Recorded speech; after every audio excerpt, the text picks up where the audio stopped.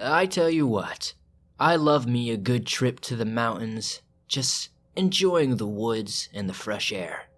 But it seems not everybody who goes out to the great outdoors has a good time. These viewers sent in what they claim to be allegedly true and creepy experiences from the great outdoors. Welcome back to the swamp, my friend. It's good to see you made it back for another episode. Today I'm going to be sharing some creepy stories from the woods. If you or anyone else you know has been out in the woods or the great outdoors in general and has a creepy story that they would like to share on the show, be sure to submit it to swampdweller.net or the email you can find in the description down below. I'd love to share your story with everyone here in the swamp. It's stories like yours that help keep this show going. Now, without further ado, let's get into these creepy and allegedly true outdoors horror stories.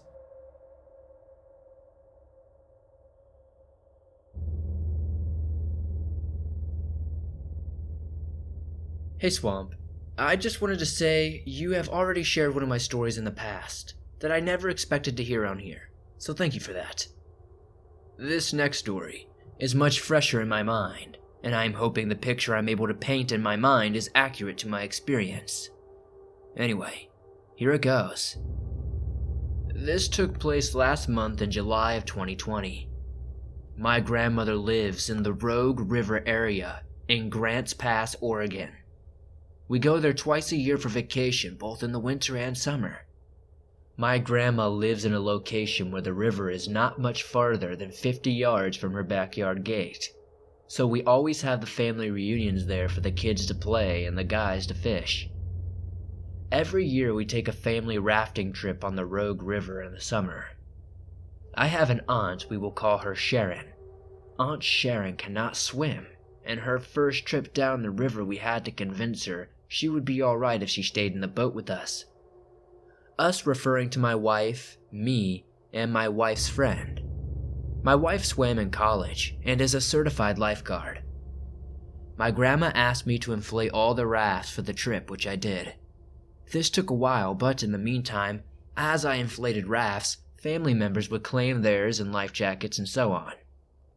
I have an older brother named Ian, who has autism, a symptom of which is stubbornness and an inability to plan ahead. I love him, I'm just explaining how he thinks. Fast forward to the river.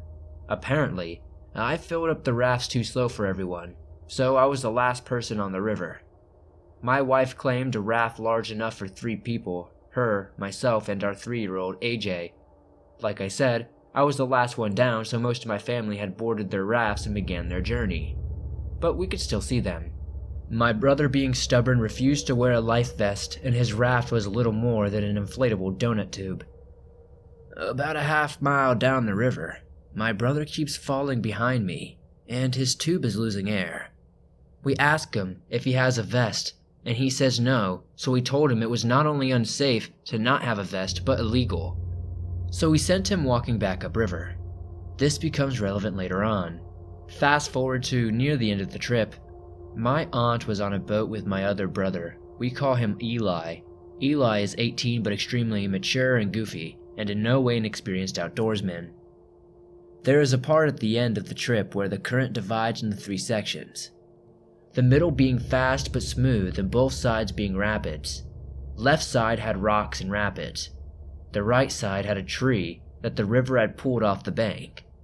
Eli did not know how to steer to the middle to avoid the rapids. And of course, Aunt Sharon can't swim. At least they both had life vests on anyway. As the rest of the group merged into the middle, Eli and Sharon were unable to fight the current pulling them right. When people tell you it happened so fast we couldn't do anything, it always seems like a BS answer to me. This experience changed that outlook for me. The current drug Eli and Sharon right to that tree. The tree did not look huge, but it was like an iceberg. The majority of it was under the water. Their raft caught on a broken branch and both flipped and twisted their boat and sucked them down underneath. I, being the dad that I am, went and grabbed for my daughter to protect her, since I was expecting my wife to jump in. That illusion was expelled straight away when my wife grabbed my daughter and held her close and firmly and said, "You go." Now I didn't realize how dire the situation was. I first checked my pockets for the phone. We bring one on every rafting trip and a splash pack just in case stuff hits the fan, just like this. After taking off my hat and sunglasses, I jumped in with no life vest. The first thing I noticed when my head came out of the water was the noise.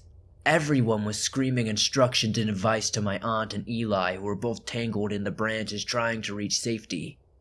My aunt cannot swim, so she panicked and grabbed the largest branch she could and held on for dear life. Eli was struggling to get to her. Farther downriver, we had family members jumping ship to swim back upriver to us, but they were not going to make it. The water was moving fast when I surfaced, to where I could barely maneuver myself. I managed to get to my feet for a split second before I slammed into the same tree that had entangled my family. There is no way for me to truly convey the emotions of fear, uncertainty, and helplessness I felt in that moment. If you have ever seen the movie The Grey with Liam Neeson, that scene where his buddy gets stuck in the river gets close to it. Watching a movie is one thing though. Faced with the reality of drowning is another.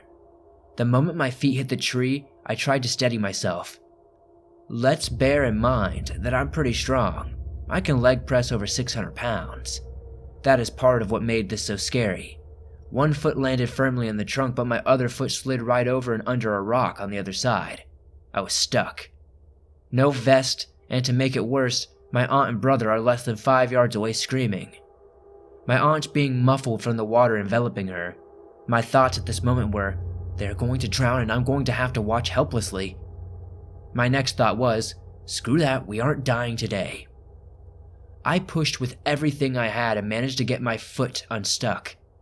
This is when the branch my aunt was holding onto broke and her screams went under the water.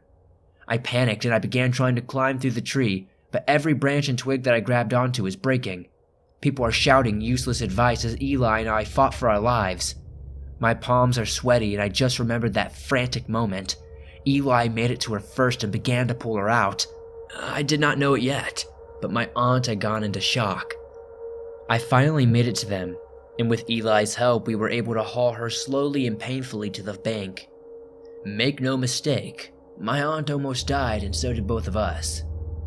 The people who had jumped ship were now coming ashore, but the damage was done. A lady was downriver fishing and brought us the oar and super soaker that the river had borrowed and told us she hoped that the day got better. Upon getting my aunt onto the bank, she looked at me with wide eyes and immediately said, I don't want to go back in. This is the moment I realized she was in shock. Also, when I realized how torn up we all were, I will not go into too much detail, but I had pulled a lot of twigs out of my aunt's shirt, she broke one of her fingers, and we lost the raft. The landing was less than 5 minutes away, so Eli and myself jumped back in the water with my uncle, and my aunt took my seat with my wife. The part of the story ends there, and we all made it safe. Remember how I said my brother was stubborn? Apparently when he got back to the house, he decided he could still catch us, so we got a life vest and jumped back into the river. Now, we had almost watched my aunt drown and now my brother was on the same river alone. My grandma had had enough though. She called search and rescue and the sheriff, and we sent out 5 cars to wait at parks along the river, and I reinflated 2 rafts and my uncle and cousin took to the river to make sure he didn't jump off into the wrong spot. It took about 45 minutes, but my uncle found him near the pickup spot walking on the bank with his raft. Everyone made it home okay, but it could have been so much worse. Perhaps another eerie element to the story, there is a jet boat ride we take sometimes on that same river as a family. We went on one of those rides our last day in Oregon, and I was able to point out the tree that the raft was stuck to. It is a haunting reminder of that day that I held my baby son in my arms a little tighter. If you ever go rafting, please bring someone who is experienced. Bring a life vest no matter how dumb you think you may look, and learn to swim before you ever go into the water.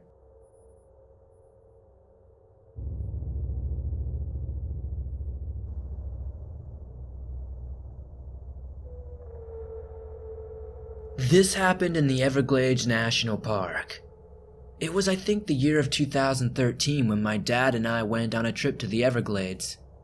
At the time, we had a 10-year-old Ford Escape when this happened.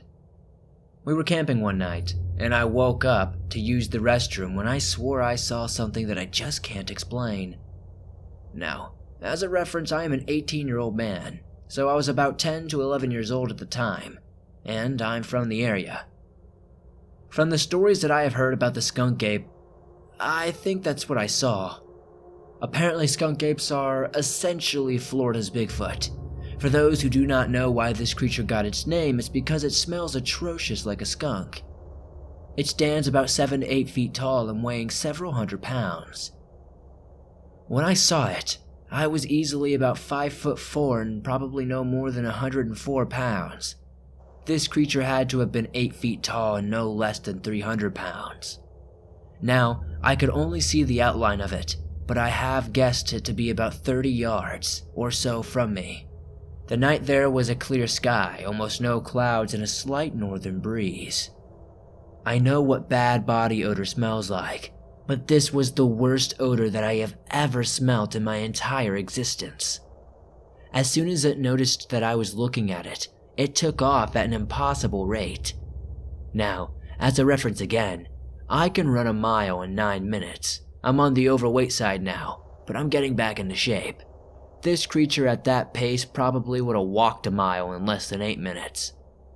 Last year, I drove back down to the Everglades in my Ford F-250. I went back to the site where I was that day when I first saw this thing.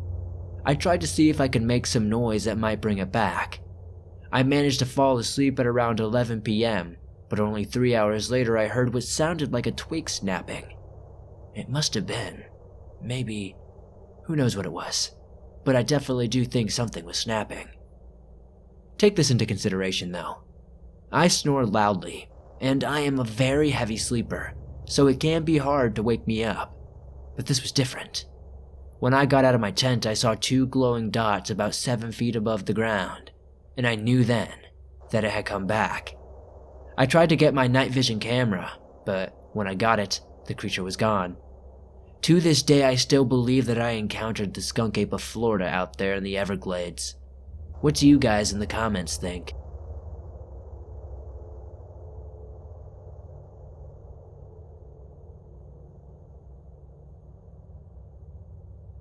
Here's my story on my encounter with what I believe to be Bigfoot.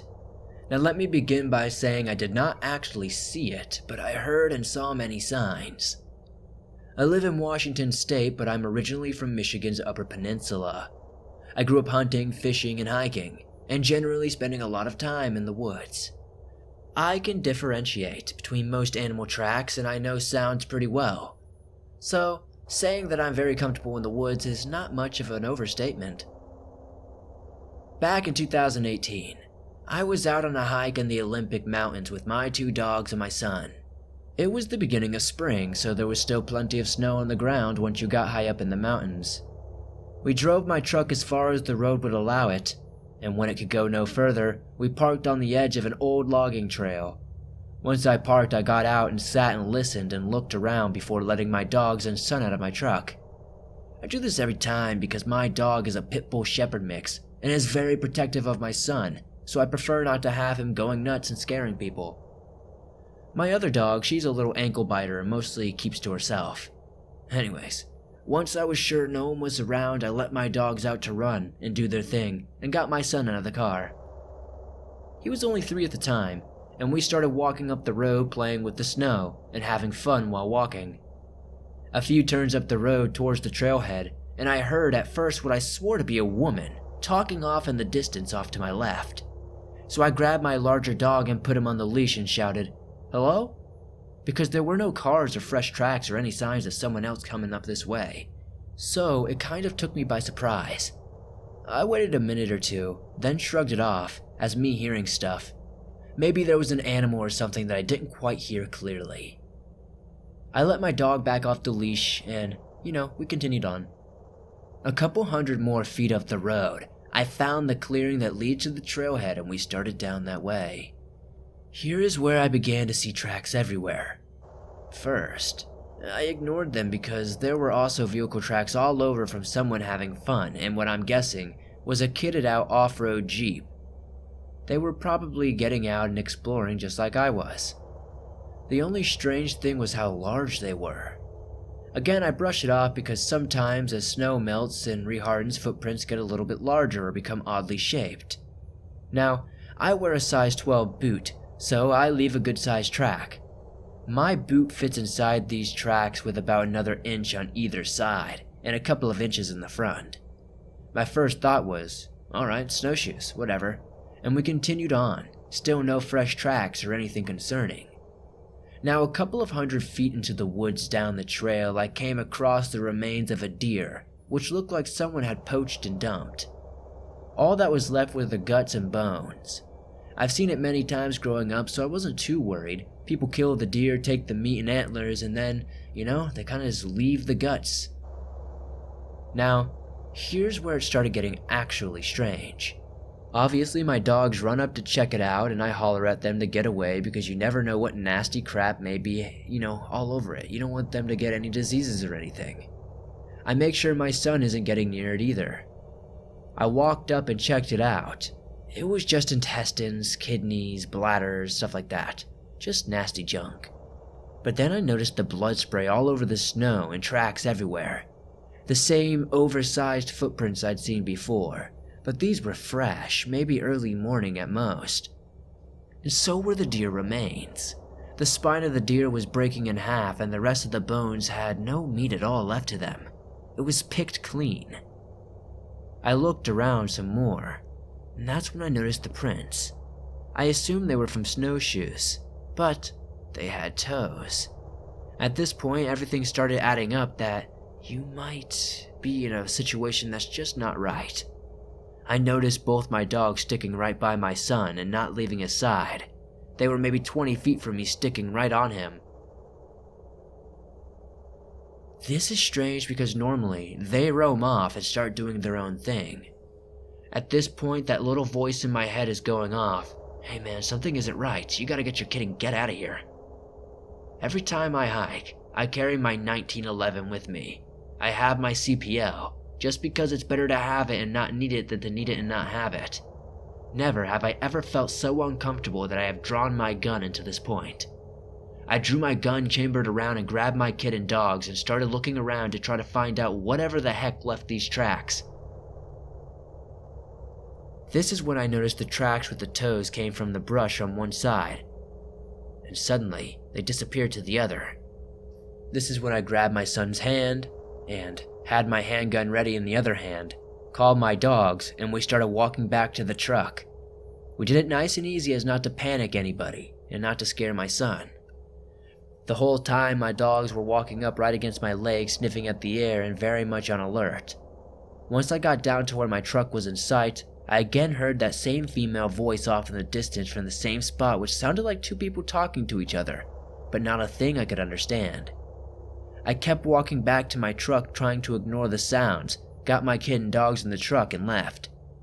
Now I love watching Bigfoot videos and listening to stories on YouTube. It wasn't until a while later watching videos on Swamp Dweller's channel about Bigfoot that I came across this video that was recommended that showed two apparent Bigfoots grunting at each other. I went, holy crap, that's the same noise I heard that day. I've been back there a few times now, and have not since heard or seen anything like that.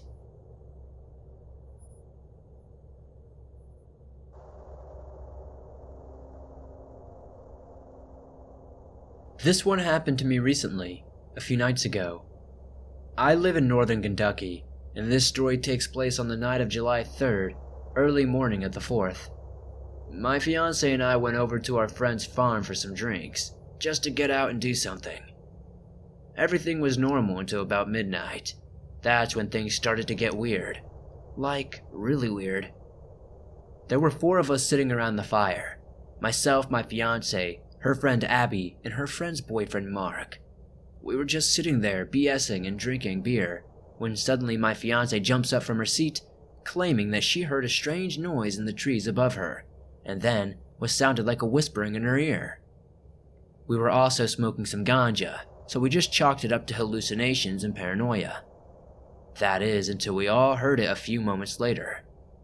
I, being a former US Army soldier, and under the influence, decided to be the macho one and to go investigate. Now, this isn't a huge farm that our friends live on. but they have at least 5 acres of land, which is mostly wooded. But there have been trails cut for hiking, mudding, and a makeshift target range. I mention that because the part of the land that hadn't yet been cleared was covered in grass and weeds that were at least 5 feet or taller. After we all agreed that we were actually hearing something real and not just hallucinating because of the ganja and drinking, I decided to investigate. Taking my friend's .38 revolver and a flashlight, I made my way towards the tall grass. That's when I saw something dart through the grass, and when I say I saw it, I mean I saw the hunch in its back as it slipped through the grass without a sound. Keep in mind, this grass is at least 5 feet tall, so anything that tall hunched over couldn't be natural. I gave chase, but I couldn't tell where the mystery creature went, so I started to take one of the mudding trails that snakes its way along the property. I made it a solid 100 feet down the trail when my flashlight hit what looked like a pair of yellow glowing eyes really close to the ground. At first I thought it was a cat or a raccoon or one of our friend's many dogs. She has 8 and more puppies on the way shortly, and at least as many cats. So it wouldn't have been too much of a stretch of the imagination to think that it was one of her pets. However, when I got closer, calling out different animal names to this creature, I still thought it was one of our friend's pets at the time, so I was trying to call it over. This is where things turn for the worse. As I got what was probably about 3 or 4 feet away from the creatures, the eyes suddenly disappeared. Now, I know what you're thinking. It blinked or ran away, but I was literally blocking the only way that it could have gone without making a huge racket through the woods. It's not like the eyes just closed. They were there 1 minute and then completely gone the next. This wouldn't have been so eerie had the surrounding woods not gone completely silent aside from a little bit of the breeze. And in the distance, you could make out an unintelligible whispering every few minutes that seemed to come from everywhere and nowhere at the same time. This lasted the whole night. We were there, and after my fiancé and I returned home late in the morning, we both slept very restlessly, waking up every few hours feeling like someone was outside of our window. Our room is on the 2nd floor, and after finally falling asleep, the two of us had very disturbing, violent, unpleasant dreams about one another. It could be nothing, but honestly it was one of the stranger things that we've experienced out there in the woods, and the fact that all 4 of us at the campfire had heard the whispers was enough for me to share it here. If you or anyone else in the swamp has any ideas what we encountered that night, a creature that moves without sound through tall brush and forest that can vanish faster than you can blink and stands no taller than 5 foot tall hunched over, then please, I'm all ears. This whole experience has had me shaken for over 3 days now. Thanks for hearing my story, and I look forward to sharing my experiences in the future, as I've definitely seen a few more things that are worthy of sharing.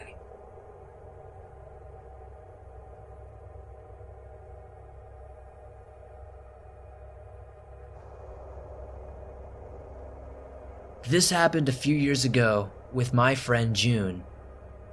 At the time, we were probably 17 or 18 years old. I'm 23 now. We were out driving around late at night on country back roads. We were teenagers growing up in a rural area, so going for a drive was one of the main ways we passed the time. We were both into goth stuff and witchcraft at the time, so we pulled off to the side of the road to walk around a small graveyard in the woods. It was impossible to see at night, but we had gone there a few times in the day before just to hang out. The whole area is heavily forested, but the path to the graveyard is short. It's right next to the road, just barely hidden in the woods.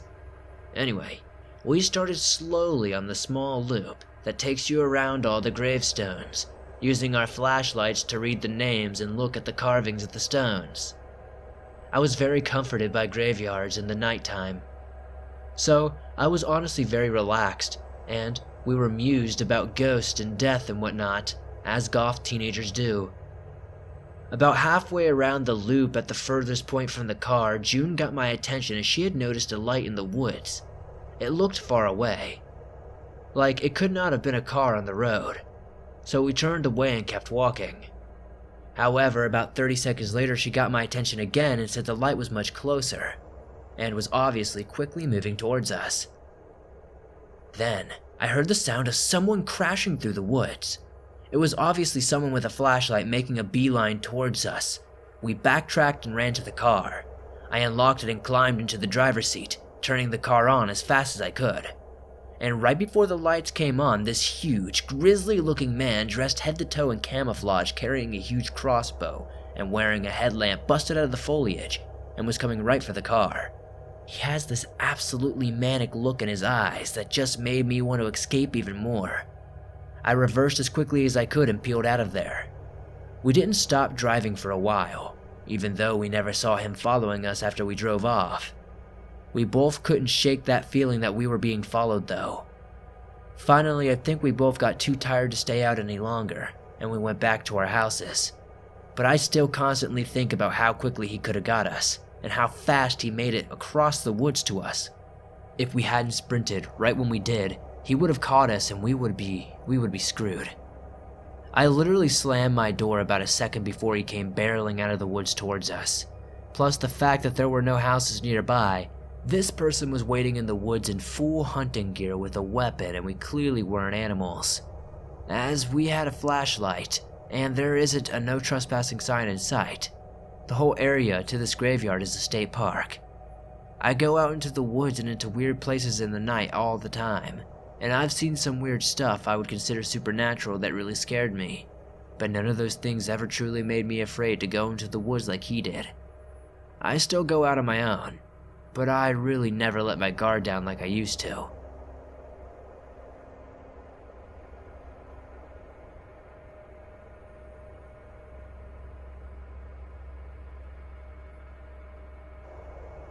Thanks for listening to these creepy and allegedly true outdoor stories sent in by viewers just like you. I don't know about you, but being chased out of the woods by a guy with a crossbow, just barely missing him hunting me down, is definitely something I will not ever want to experience. If you enjoyed these stories, be sure to hit that like button as it helps me out a ton. The more likes this video gets, the more YouTube promotes it in the algorithm. If you're new, why not join us? Hit that subscribe button and turn on notifications to never miss a new video, as I upload them almost every single day, and all things natural and supernatural. If you have a story that you would like to share in a future video, I would love to share it with everyone here in the swamp. Be sure to submit that at swampdweller.net or the email you can find in the description down below. I'd love to share your story with everyone here in the swamp. It truly helps this show continue to go on a daily basis. If you aren't aware, you can download your favorite Swamp Dweller scary stories on iTunes, Spotify, Stitcher Radio, and just about everywhere else you find your favorite podcast online. If you want to support the show outside of hitting that like button and subscribing, why not check out the merch store? We have face masks, hoodies, shirts, mugs, and pretty much everything else you could ever want. I would love to know what story tonight was your favorite. So if you would be so kind, please comment down below letting me know. I'd have to say that last one was my favorite. Definitely gotta be creepy being chased out of the woods by a crossbow wielding maniac. Thank you guys as always for supporting the swamp the way you do. I couldn't do this without you guys. One last thing before I go, if you aren't aware, me and my good friend and fellow narrator unit number 522 just put out a metal music album. If you're a big fan of metal, I think you'll like this. You can find the link to that music and everything else in the top of the description. I'll see you guys soon with another creepy video.